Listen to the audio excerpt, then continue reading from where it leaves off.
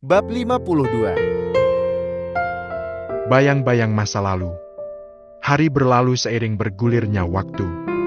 Tak terasa pernikahanku dengan Mas Raihan pun sudah berjalan hampir 3 bulan lamanya. Namun, tak sekalipun ia menyentuhku layaknya seorang istri. Tidur kami terpisah. Mas Raihan di sofa, sementara aku di ranjang. Berbicara secukupnya. Pulang dan pergi ke kantor sendirian. Beruntung aku sudah bisa membawa mobil sendiri berkat belajar dengan Rena. Aku seperti mulai berada pada titik lelah. Selama ini aku sudah berusaha mendekat, mencintai, memberi perhatian dan sebagainya. Tapi aku merasa perjuanganku seperti sia-sia saja. Terkadang ada pikiran ingin pergi. Namun, jika mengingat lagi komitmen pernikahan dulu, aku kembali semangat. Ini bukan keinginan Mas Raihan bersikap demikian. Itulah yang menjadi motivasiku. Malam ini adalah malam hari ulang tahun Mas Raihan. Aku akan memberinya sebuah kejutan kue ulang tahun dengan tulisan I love you suamiku. Kue yang kubeli saat pulang kantor sore tadi. Kebetulan Mas Raihan sedang lembur juga di ruang tengah. Karena waktu sudah menunjukkan pukul 0, aku pun mengambil kue itu dan langsung menyalakan lilinnya. Kemudian, aku membawanya ke ruang tengah menghampiri Mas Raihan. Lelakiku itu sedang duduk dan terlihat sangat fokus pada laptopnya. Lampu kumatikan hingga membuat Mas Raihan menoleh ke arahku.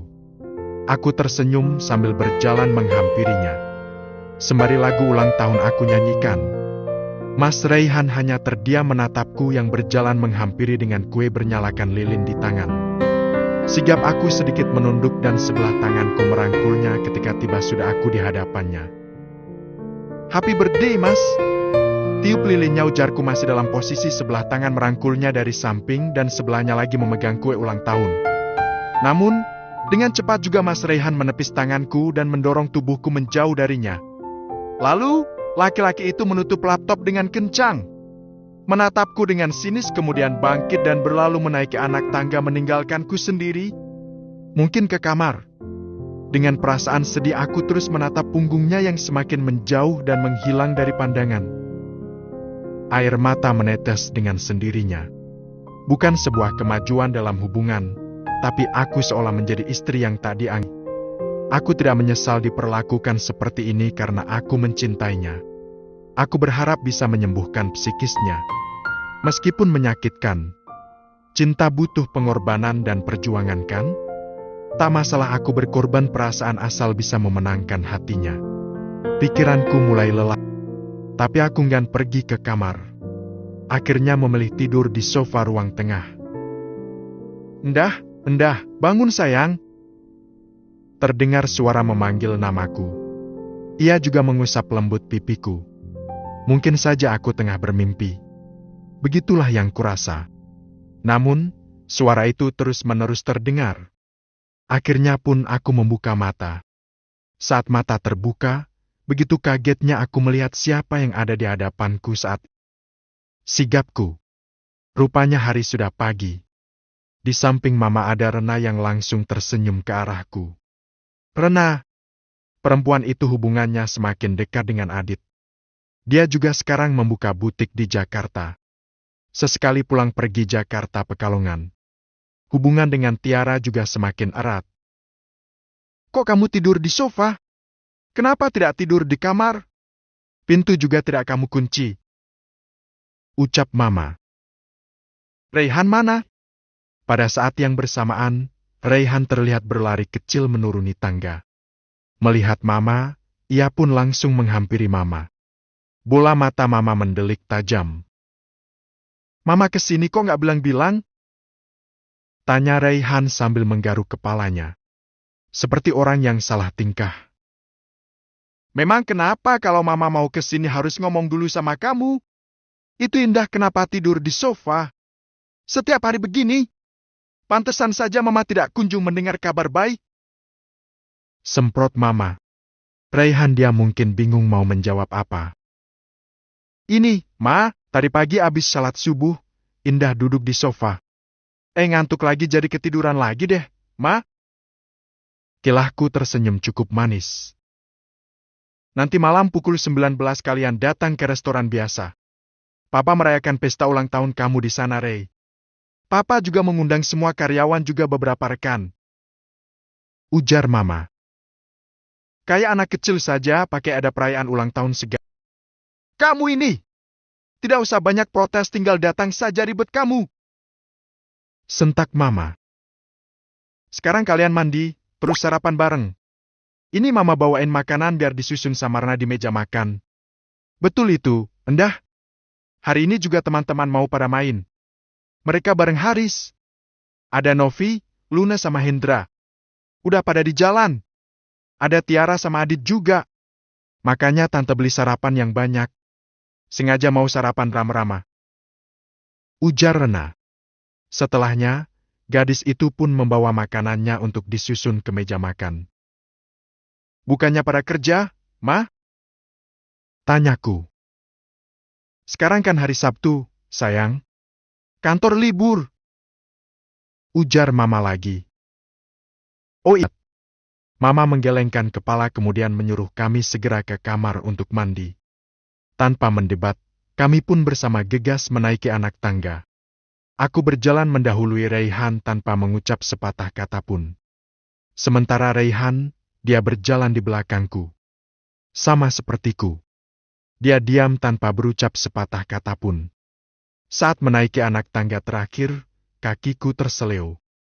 Betul-betul tidak sengaja. Bahkan jantungku berdegup kencang karena kaget. Beruntung Raihan dengan sigap menangkapku. Kalau tidak, mungkin aku sudah jatuh ke bawah. Entah apa jadinya. Makasih, Mas. Hati-hati. Kalau nanti jatuh bagaimana? Nada suaranya terdengar khawatir.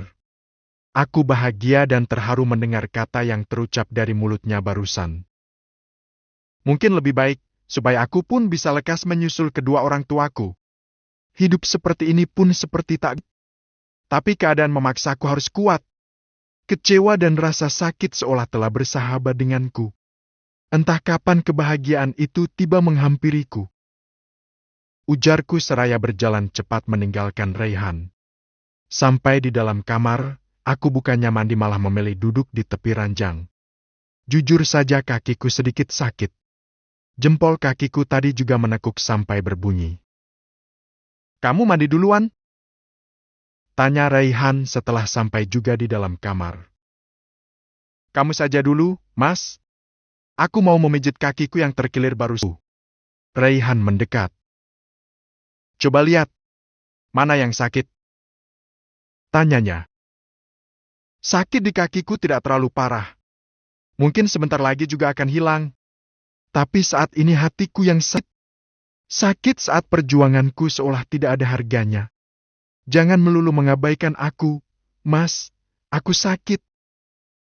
Lirihku sesenggukan. Memang itu yang sangat aku ingin katakan kepadanya. Oke kalau begitu. Aku mandi duluan. Bukan membalas ucapanku, justru pria itu malah mengalihkan pembicaraan. Mas, dengar aku bicara. Ucapku saat Raihan baru saja keluar dari kamar mandi. Laki-laki itu tengah berdiri di depan cermin mengeringkan rambutnya dengan handuk dan bertelanjang dada hingga memperlihatkan bentuk tubuhnya yang kekar. Ada emosi di hati ini setelah perkataanku tidak mendapat respon. Sepertinya lebih baik kita sudahi saja pernikahan ini. Selama kita menikah, adakah kamu memperlakukan aku sebagai seorang istri? Tidak sama sekali, Mas. Aku berjuang tapi kamu semakin menjauh. Kita tidak pernah bicara. Apalagi kontak fisik. Kamu bilang akan berjuang bersamaku, nyatanya hanya aku yang berjuang. Pun aku merasakan tidak ada hasilnya. Bahkan selama ini pun, kau seperti tidak pernah menganggap keberadaanku. Pada akhirnya aku merasa... Ucapku. Lepaskan saja aku dari pernikahan ini. Ujarku lagi. Meskipun aku tidak bersungguh-sungguh dengan perkataanku. Aku ingin lihat bagaimana sikapnya setelah aku mengatakan ini. Raihan hanya diam dan tidak menjawab ucapanku sama sekali. Menoleh pun tidak. Dia hanya fokus di cermin meskipun ada bayanganku juga di sana. Setelah menggantung handuk, laki-laki itu mengambil kaos dan memakainya. Kemudian, tanpa pamit ia langsung keluar kamar begitu sihku. Menyebalkan sekali Mas Raihan. Seolah percuma. Sia-sia ucapanku seperti tak didengar olehnya. Ya Allah. Oke kalau kamu mau ngajak aku main-main begini, Mas. Awas saja kamu. Serius aku bakal kasih kamu pelajaran. Berjuang dengan cinta dan kasih sayang pun diabaikan. Lelah juga aku.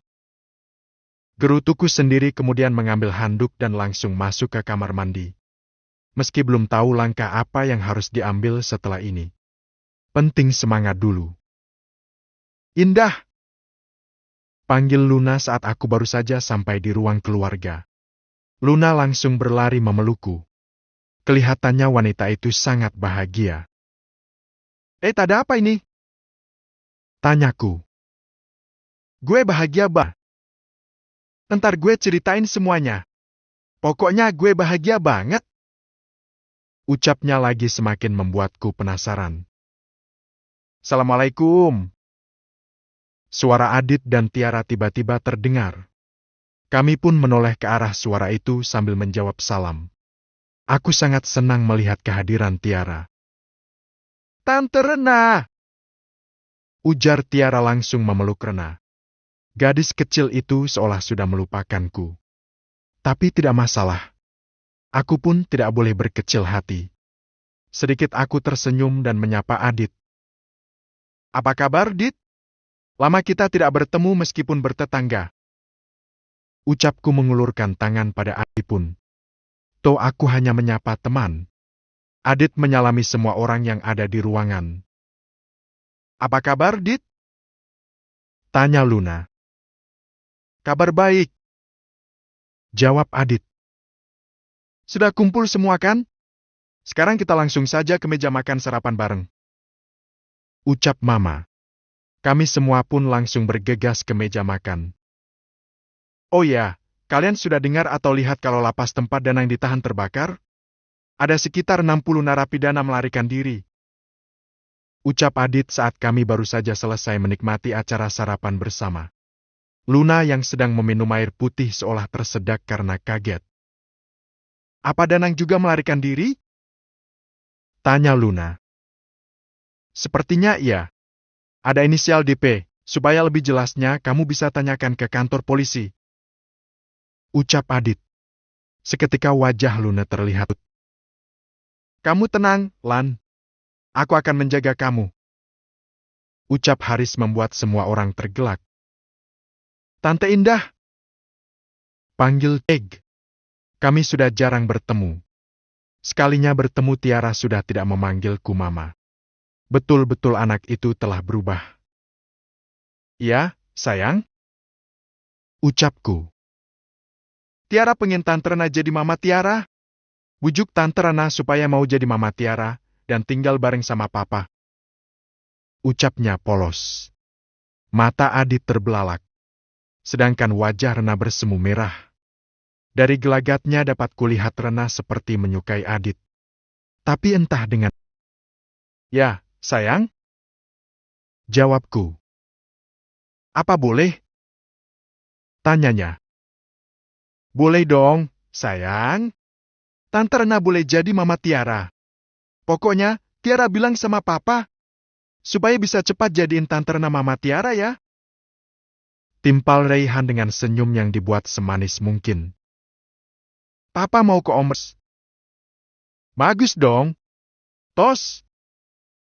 Ujar Raihan pada Tiara. Tos Om Raihan. Balas Tiara. Maaf ya semuanya. Tiara memang suka begitu. Jangan diambil hati. Ujar Adit seolah merasa tidak enak. Aku teringat kata-kata Luna kalau dia itu ingin mendekati Adit. Aku pun melirik ke arahnya. Namun, wanita itu biasa saja. Justru masih bisa tersenyum cukup lebar. Beneran juga nggak apa, Dit? Aku setuju dan mendukung kalian.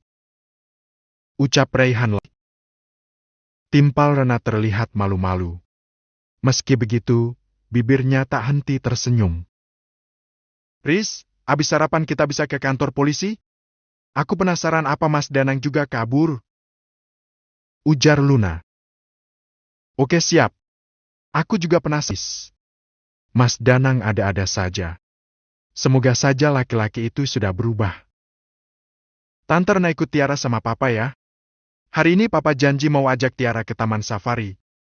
Mau lihat hewan-hewan, Tante? Please. Ucap Tiara. Adit menoleh ke arah Rena dengan senyuman manis. Bagaimana, Ren? Kamu mau ikut? Tanya Adit lagi. Rena mengangguk. Ucapnya. Mas, kamu jadi antar aku ke salon kan? Ucap Novi pada Hendra. Hendra pun tersenyum dan mengangguk cepat. Mama juga sebentar lagi dijemput teman ada acara arisan. Nah kalian kemana? Tanya Haris. Aku pun jenuh ingin rasanya pergi keluar sejenak. Rutinitasku hanya kerja dan rumah. Bosan. Aku mau ketemu teman sebentar lagi. Ada janji. Ucapku mendarat begitu saja. Kendah. Kalau begitu gue sama Luna duluan ya. Pamit Haris. Aku mengangguk. Seperginya Haris dan Luna, disusul oleh Novi dan Hendra. Lalu, Adit, Tiara dan Rena. Terakhir Mama. Kalian cepat punya momongan ya. Yang giat usahanya.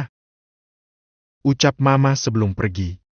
Aku hanya tertawa untuk menimpalinya. Usaha apa, Ma? Tidur bareng saja tidak pernah. Mama duluan. Jangan lupa nanti malam datang. Iya, Ma. Jawab Raihan. Kamu jadi pergi? Tanya Raihan. Jadi? Jawabku singkat. Ketemu teman siapa? Peduli apa kamu? Tanyaku hendak berlalu. Namun, dengan cepat Raihan menarik tanganku. Lepasin! Aku mau pergi.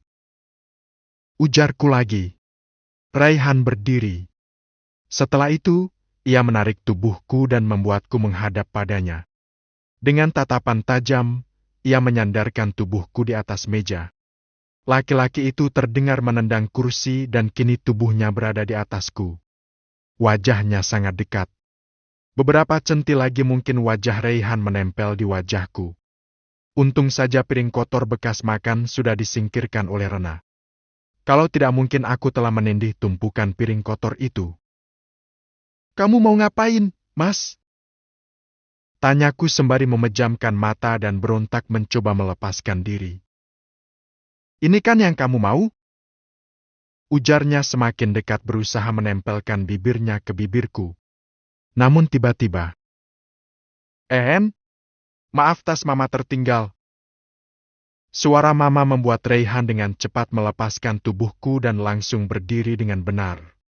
Aku pun langsung membenarkan pakaian serta rambutku. Mungkin saja ada bekas nasi juga menempel di bajuku. Kalian ini ceroboh kamar. Kenapa harus melakukan di meja makan? Ujar Mama seraya menggelengkan kepala. Setelah mengambil tasnya yang berada di sampingku, Mama kembali pergi. Silakan lanjutkan pekerjaan kalian. Ujar Mama lagi. Sumpah demi Tuhan aku merasa sangat malu. Entah dengan Raihan yang juga cuma bisa diam. Seperginya Mama aku langsung berlari kecil menuju kamar. Berniat ganti pakaian karena aku memang ingin pergi untuk menenangkan diri. Refreshing otak supaya tidak stres akibat kebanyakan memikirkan kisah percintaanku dengan Trak. Tiba-tiba saja pintu dibuka saat aku tengah berganti pakaian. Mas, kamu bisa gak sih ketuk pintu dulu? Ujarku langsung berpaling membelakanginya. Kamu saja yang ceroboh. Kenapa tidak kamu kunci? Lagi pula ini juga kamarku. Kenapa juga harus mengetuk pintu terlebih dahulu? Ujarnya. Sementara aku langsung menutup separuh tubuhku dengan handuk. Setelahnya, Raihan masuk dan langsung duduk di ranjang. Aku sendiri memilih pergi ke kamar mandi untuk berganti pakaian. Namun, saat kaki ini hendak melangkah, Raihan kembali menarik tanganku dan membuatku duduk di pangkuannya. Kita lanjutkan yang tadi. Batinku. Labil sekali laki-laki ini. Gak usah bercanda. Aku mau pergi sekarang. Ujarku lagi. Karena pada akhirnya dia akan melihat bayangan Mas Danang. Lalu setelahnya pasti akan semakin dingin. Gak usah bercanda, aku mau pergi sekarang. Ucap Indah. Kalau lo gak bisa ngebahagiain Indah, lo lepasin dia. Biar gue yang berusaha bahagian dia. Dasar BO lo. Kalau sampai gue lihat Indah ngejatuhin air mata lagi di kantor, siap-siap gue bakal rebut Indah dari Elo bagaimanapun caranya. Kembali aku teringat akan ucapan Haris. Ucapannya di kantor kemarin betul-betul dapat membuat pikiranku kacau. Lepasin, Mas. Ujar Indah lagi. Aku bilang apa? Kamu itu belum bisa menerima masa laluku. Meskipun sebesar apa aku berusaha membuatmu menerimaku. Ya aku belum bisa. Semua butuh waktu. Segitu saja cinta kamu sama aku. Sudah mau menyerah. Sergahku. Pada kenyataannya, jika terus-menerus tidak dianggap pun aku lelah. Ujarnya lagi seraya terus berontak ingin melepaskan diri dari pelukanku. Ya, aku mendudukkannya di pahaku dan memeluknya dari belakang. Lepasin, Mas. Nanti aku terlambat. Ujarnya sambil terus memegangi handuknya. Melihat itu entah kenapa aku justru menarik satu lagi tangannya. Hingga dia pun tidak bisa lagi memegang handuknya. Kamu jangan banyak berontak kalau kamu tidak ingin handuk ini terlepas dari tubuhmu. Ujarku membuat Indah terdiam. Sementara Indah diam aku kembali larut di dalam lamunan. Bayang-bayang Danang tengah menjamah tubuhnya kembali menari-nari di pikiranku. Menyakitkan sekali ini. Bagaimana caraku memberikannya nafkah batin kalau seperti ini? Mas, lepaskan aku. Ucapnya pelan penuh permohonan. Air mata pun mulai menggenang di bola matanya.